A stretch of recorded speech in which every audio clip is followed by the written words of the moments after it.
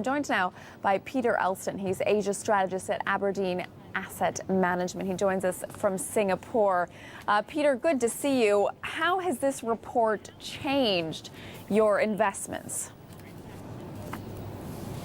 Well, I suppose the big question really is, with respect to what's happening on the economic front, is whether this is just simply a soft patch like we had last year, if you remember, actually almost about a year ago exactly, or whether this is something more serious. And right now, it's quite hard to tell. I suspect that we still think that this is simply a soft patch, and that the stimulus that has been driving markets will remain in place, and that once we get through this patch, you'll see markets start to rise again. But we are watching things closely. At some point there will come a time when the effect of stimulus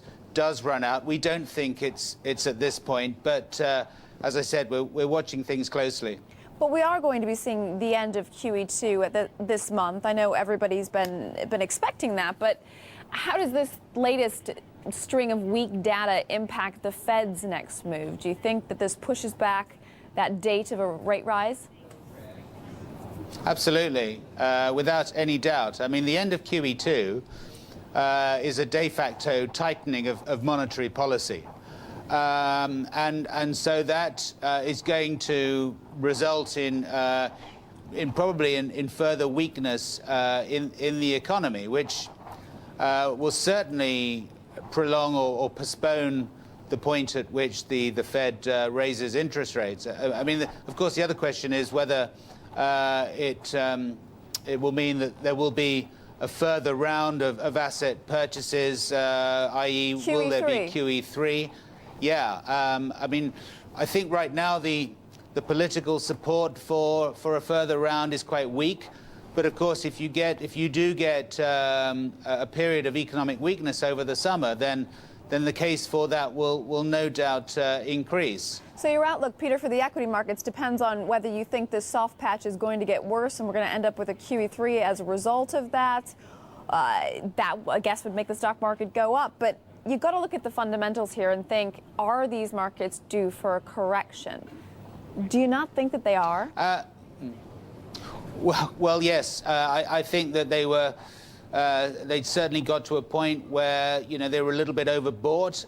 The question is, are you looking at a sort of a 10 to 15% correction, a large part of which we've already had in the last 5 weeks, or something more serious? And as I said, right now we're arguing for the former.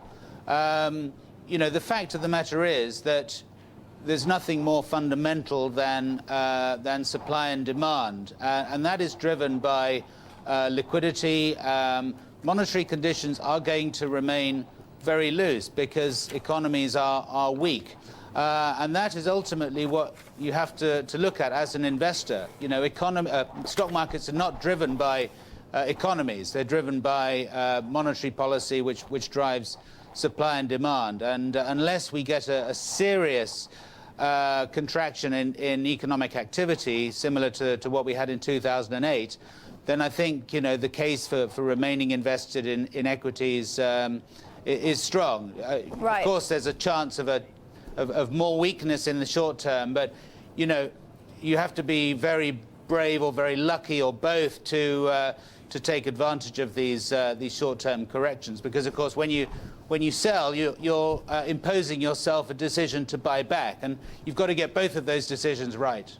Peter Elston, Aberdeen Asset Management, thanks very much for being on the program.